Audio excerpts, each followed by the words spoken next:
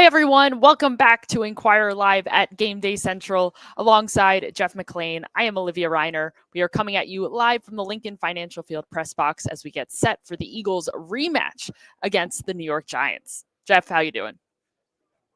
I'm good, Olivia. A little under the weather this past week, but I'm game ready for Eagles Giants rematch. 17 days after they played up in the Meadowlands, so a rare chance to see divisional rivals so close to each other, and Eagles trying to avenge the first meeting, which didn't go quite well for the old birds. I'm glad you're feeling better. You've got plenty of time to rest because next week it is the Eagles bye week. Have a little bit more time to sleep, hopefully, then. But for now, it's all about grinding and getting down to business as the Eagles try to, as you already mentioned, try to come back from a really tough blowout loss just a couple of weeks ago against the Giants. Before we get into our preview of today's game, just a reminder for you, you can head on over to inquirer.com/Eagles Game Day. You can leave us a comment or a question down in the chat there. Also, if you're watching on social media, Facebook, YouTube, X, wherever you may be, we want to hear from you. So please leave a question, leave a comment down in the chat, and we'll try to answer some of those questions throughout our show today. All right, Jeff, there's a lot of notable injuries in today's game, and perhaps there is no one more notable than A.J. Brown. He is dealing with a hamstring injury. He is not going to be active for today's game, and he did not practice all week either. It was really interesting. We saw him out there at practice. He was often sidelined observing practice.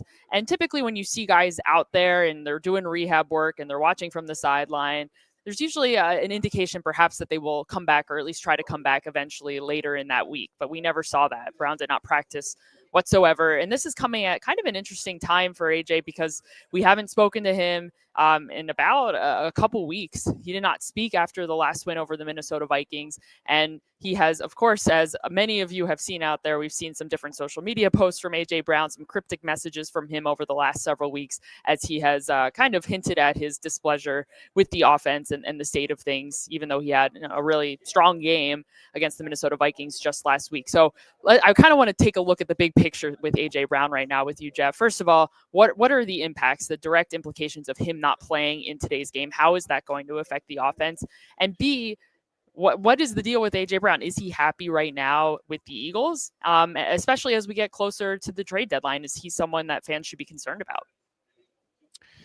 Yeah, I'll start with the injury. This is the same hamstring that he injured during training camp that kept him throughout most of the summer. The Eagles, for the most part, were just kind of taking it easy with him. Didn't want to kind of aggravate it any further with the regular season. Obviously, taking much more priority over what was happening during camp and the preseason. From understand, he's had some scar tissue, and at the beginning of the week, they thought that there was a chance that he was going to, as long as he did all the rehab stuff, he'd be ready by Sunday. But then it became increasingly apparent that he was still tight. He couldn't practice, and we've yet to see in the Nick Sirianni era a player that didn't practice all 3 days be able to play on Sunday. So when he didn't go on Friday, that was pretty much all we need to know about whether he'd be active or not. So he's out. Obviously, this affects the offense. I mean, he's basically their number one guy out there. I know Devontae Smith is kind of the 1A, and he had a great game last year, and he's really playing at maybe the best level of his career over these last, in terms of production, but also in terms of what he's doing out there. He's catching almost every pass thrown in his direction. And, of course, they have Saquon Barkley, Dallas Goedert. All these guys are involved in the offense to a high degree. But AJ is the defense's number one concern. They'll shadow him. They'll shade coverage to his side. They'll do it to Devontae too, but AJ's the guy that they spend most of their time worrying about. And the Eagles don't have that now. So Devontae is going to see a lot of the attention, and that's probably going to make it a little harder for him, and that's going to have to open it up for the other guys out there. Dallas Goedert, I think, being the number one option after Devontae Smith. And then Jahan Dotson is going to step up and get more reps and play more of those, more of those snaps in the AJ role. Darius Cooper is coming off IR. He's kind of like a mini AJ in terms of his size and how he plays, but nowhere near quite obviously the talent or the experience when it comes to that position. John Mechie is also a reserve wide receiver that could get additional snaps, and I think the Eagles will play a lot more 12 personnel than they normally do, and that's kind of when they've been most productive this year. It's really been much more 12 than 11, which has been surprising because it's typically been the opposite. So, it's going to affect the offense a lot. It doesn't mean the Eagles can't get it done, and we'll talk obviously about what they need to do in the run game and what they need to do off the run game in terms of pass pro and Jalen Hurts, et cetera. But this will certainly hurt the offense. Absolutely. And then kind of flipping it to just to AJ Brown's greater existence right now in Philadelphia, especially with the trade deadline looming in just a little bit over a week. Is he someone that fans should be concerned about in terms of any potential movement? Right. So I think that because of what happened after the Vikings game, and he put out kind of the cryptic message on social media again about throwing him the ball and not being essentially used enough. Everyone's wondering whether that has anything to do with the fact that he's not playing. I can almost guarantee with 100% that AJ Brown would be out there if he could. If anything, he wants nothing more than to show what he can do and show that how valuable he's in this offense and to help the team and especially coming off the Vikings game. So I don't think that's the factor here, or the Eagles are telling him not to play because they're going to try and move him. That's not the case. Now, in terms of the trade deadline that's coming up on, was it November 3rd, I believe, or 4th? It's the 3rd. I believe it is the 4th. The 4th, yeah, 4 o'clock. November Tuesday, 4th. The 4th. Yeah, November 4th. We got some time here. That being said, I don't think it's very likely for very many reasons. I'm not never rule out anything, right? I mean, anybody is expendable for a right amount in return. But you look at AJ's cap number, the dead money hit that the Eagles would take would be astronomical. I think it would, again, probably set another record that they set a couple years ago with, I think it's since been surpassed, but that they set when they traded Carson Wentz. So there's that part of it. And then can you get actual equal value in return? They would need a receiver or some sort of one of the top edge rushers on potentially out there if the team was willing to move someone like that. So it would really take a lot, I think, for the Eagles to do this right now. You don't trade one of your best players. Howie Roseman is typically a GM who gets another team's best player versus lets one of his go, especially when this is a team that they still believe that can compete for a Super Bowl, repeat in winning a title. And AJ, everything kind of, not everything, but a lot of what they do on offense revolves around AJ and what he can do. And I know he's frustrated. I think it's fair to say that. We've seen that this season. He's talked about it publicly. It's about various things. I think you can go back to the question I asked him at the top of training camp about, you've accomplished almost everything in your career in terms of like winning a Super Bowl, winning individual accolades. What left is there for you to prove or to motivate you? And he talked about being known as the best receiver in the game. And he believes he's of that caliber. And I don't see there's any reason to dispute that. Justin Jefferson, Jamar Chase, obviously, I think in terms of production, he probably looks at those guys and sees what the attention they get because of what they do on a week in and week out basis. And you look at AJ's numbers over the last few years, it's just he's not getting there. And when you kind of throw Hall of Fame credentials into the equation, I'm sure there's some frustration that he plays on a team in which it's very much run heavy, run based, and a quarterback who very good quarterback. He's an elite quarterback. We all know what Jalen Hurts can do, but drop back pass game is not the best part of the best part of his game. So I'm sure there's some frustration there with AJ and all that. And then certainly I don't want to go too deep into his relationship with Jalen Hurts, but on the field, it's very clear that these guys are not on the same page.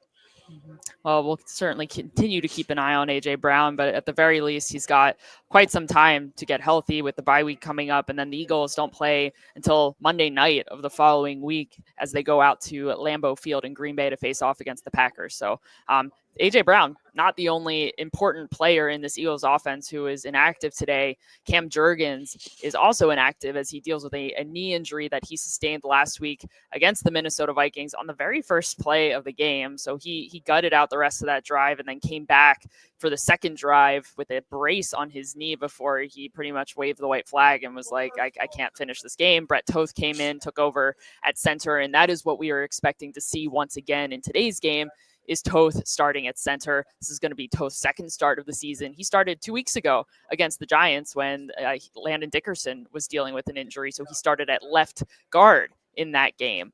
First of all, Jeff, I mean, what do you make of Toth in particular getting the nod to start in this position instead of, say, moving someone like Landon Dickerson over from left guard to center and then maybe having Toth start at left guard, A, and then B, I mean, how do you envision this game going for the offensive line that has especially struggled in the run game, going up against a Giants defensive front that's got a lot of really talented players, from Dexter Lawrence to Brian Burns, who is active for today's game as he had been dealing with a hip injury earlier in the week. Just like how do you foresee this one playing out? So the whole Brett Toth thing is a little bit of a mystery to me, but it's also kind of the corner that they've backed themselves into. They thought maybe there was a chance that the rookie that they drafted, Drew Kendall, could be the backup. He's just not ready. It's a position in which you have to learn a lot. You have to be responsible for the protection calls pre-snap, and he's just not quite there yet. So that has meant that Brett Toth has kind of stepped into that backup center spot. We saw last year late in the playoffs when Landon Dickerson started in the NFC Championship game because Cam Jurgens had the back injury. He was not 100%, and that really affected how the offense functioned, and then Cam had to jump in. So I think with Landing, in terms of like what he can do and seeing defense pre-snap and helping with protection calls, yeah, you want him at that center spot, but he can do that at guard too. And I think they think that moving multiple pieces just isn't the best thing for an offensive line unit that has been struggling this year. And I know Toth, isn't quite in terms of like capabilities up there in that conversation with Dickerson, but they're just going to have to get by with him. And there's ways you can help him out, and I guess they'll do that as well. A full week of practice at center should help him. He really didn't have many reps there last week, so he was kind of tossed into the fire, and that played a factor in why he struggled. But as you mentioned, the offensive line, it hasn't been clean this year. I think the pass protection has been relatively solid.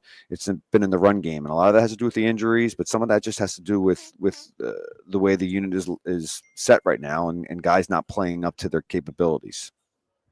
We saw some tweaks to the Eagles offense this past week against the Vikings, especially as they were coming out of the mini bye and looking for some answers, for some things to potentially hang their hats on, because the offense really hasn't established an identity yet. We're almost through half of the season already, and we're still kind of wondering, okay, what is this offense and what is their bread and butter? And we saw a huge increase of under center plays, both runs, and then we also saw kind of the marriage of the passing game off of those plays with an increased use of under center play action. The Eagles completed 4 passes for 121 yards and a touchdown.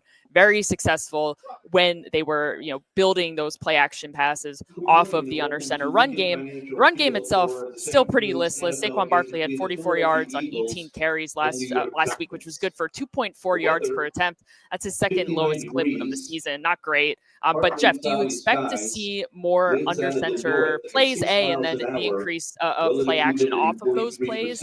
And what impact could it potentially have on the run game if they're able to really commit to some of those under center plays? Yeah, I do. I don't think you kind of want to get boxed into use that phrase again, boxed in the corner, going too heavy in one area in terms of where you line John Hurts up, whether it's under center in the pistol or the shotgun, because then you become predictable. But what under center does bring into the equation is just another variable, another thing for the defense to think about, whether you're going to hand off, whether you're going to pass, whether you're going to throw off play action. And last week they used it effectively. I think they had only thrown from under center off play action once the entire first 6 games of the season. And then just this past week, they had 6 pass attempts off play action. They completed 4 of them for 121 yards, as you mentioned, and a touchdown. And, they were huge explosive plays. And the hope is that the fact that they've now put these plays on film, defenses are going to have to honor it. And I think there's truth to that. And we'll see how much they honor it. I still think that the Giants are going to be keyed in on stopping Saquon Barkley. They're going to do what defenses have done this year. They're going to put an extra guy in the box. They're going to run these 5 and 6 man fronts that forces the Eagles to have to the offensive linemen to have to block guys one-on-one, and that's a hard task, especially when guys are hurt and not playing at the highest level. That's the question, I think, again, going into this game. Can they get Saquon Barkley? Look, he would like nothing better than to do it against his former team. The Giants' run defense is among the worst in terms of you're looking at the analytics in the NFL. But we said the same thing 2 weeks ago. We said the same thing against the Vikings, and they just couldn't get it going. They've had success early in games the last 3 weeks, but it's when teams have adjusted that they've struggled. And last week it didn't matter because they were able to kind of do it through the air, and that becomes the big overall the overarching question is just like, if Jalen Hurts can keep making teams pay for having an extra guy in the box and playing this kind of aggressive scheme in terms of defending a run, can he make them pay with his arm?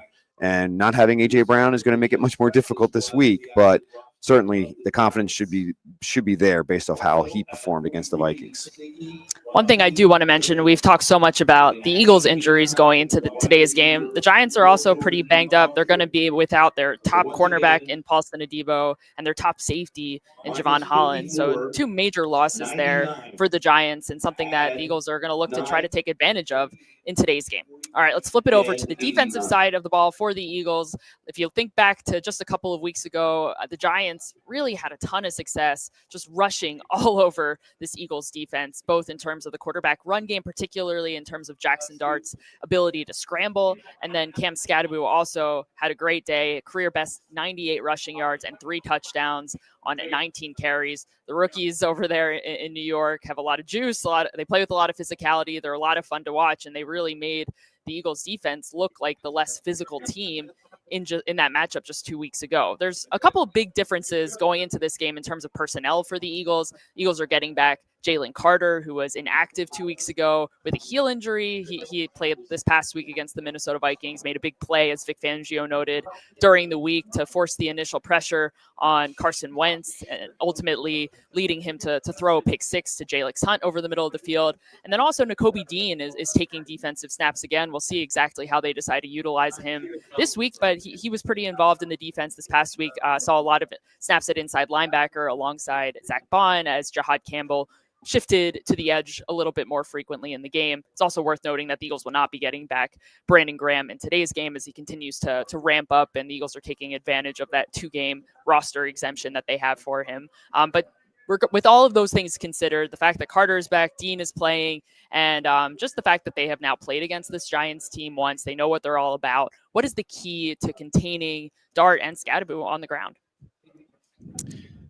Yeah, I think just getting Jalen Carter back is huge. He's the best player on the Eagles defense, and he brings a certain edge and physicality and nastiness to that unit that they didn't quite have against the Giants. I'm not saying one player makes that big of a difference. It doesn't excuse the way the defense performed that game. They missed 11 tackles. Scadaboo kind of ran over them, especially on that last drive. That was the one that I think Vic Fangio had the biggest issue with.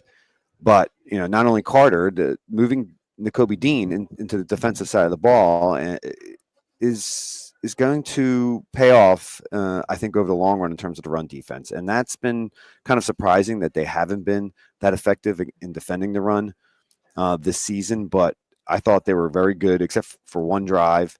The Vikings came out in the second half and they pounded it down on the edges a little bit. But they did that because they were running away from Nakobe Dean. Partly, and Jalen Carter up the middle, and Nakobe, say what you want about him in terms of pass coverage. When it comes to defending the run, he's one of the best.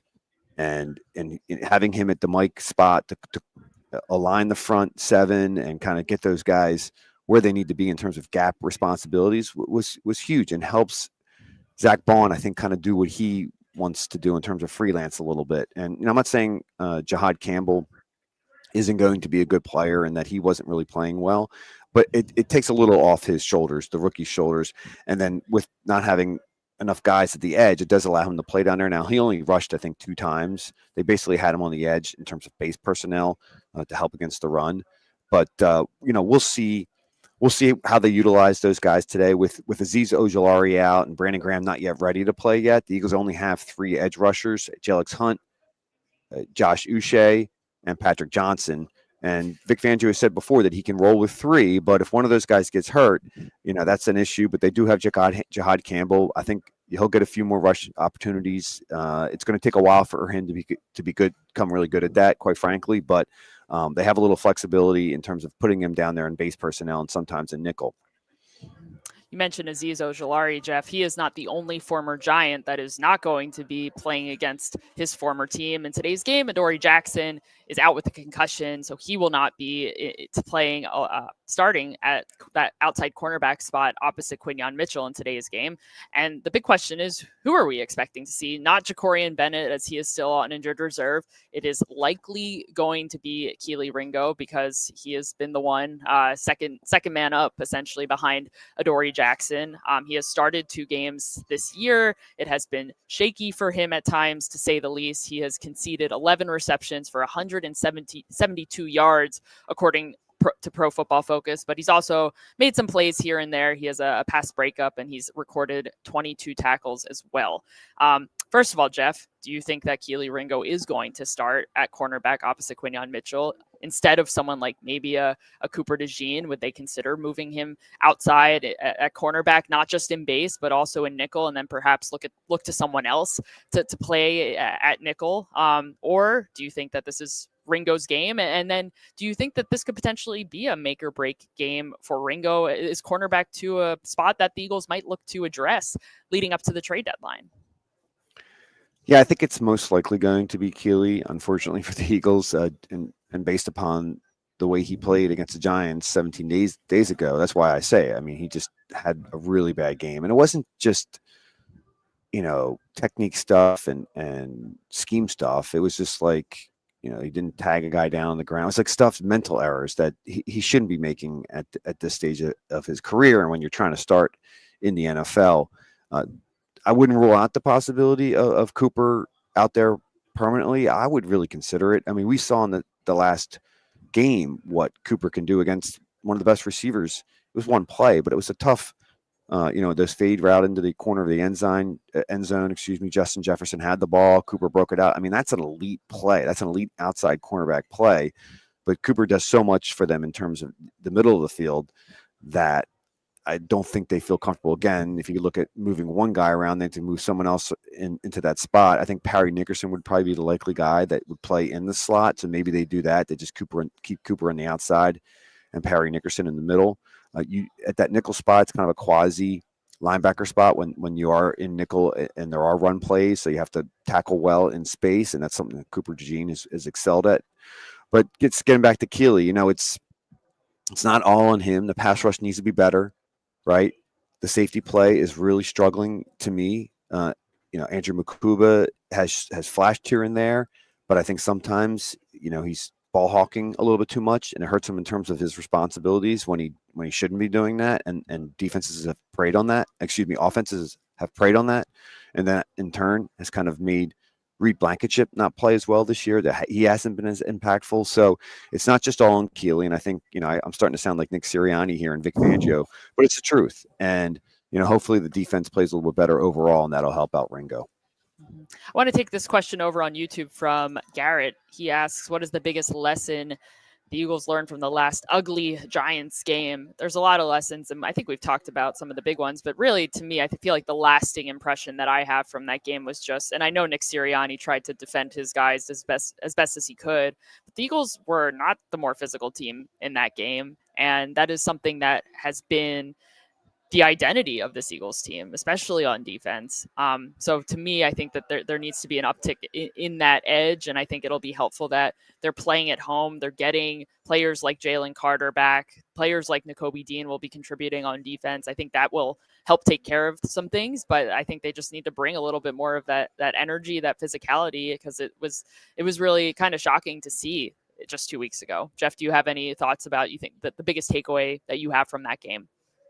Yeah, I felt like after that loss to the Broncos, how deflating it was, and to give up 18 points in a game that really you had well within your grasp, affected the team that only had a couple days to prepare and then head up to the Meadowlands. Now it shouldn't at this level, it should not affect the team, but I just in the locker room. It just felt like, this was something they hadn't dealt with in a long time. They hadn't lost a game that Jalen Hurts had started and finished in almost a year. And I think there was a little bit of a carryover up into New York. And that's why we saw them, get blown out essentially. The win over the Vikings should have them in the right frame of mind. And, I don't like to kind of lean too much on anecdotes like that. More so on, or anecdotal evidence, more so on just, X's and O's and players, Jimmy's and Joe's. But, I think the team will have a different mentality, so to speak, this week.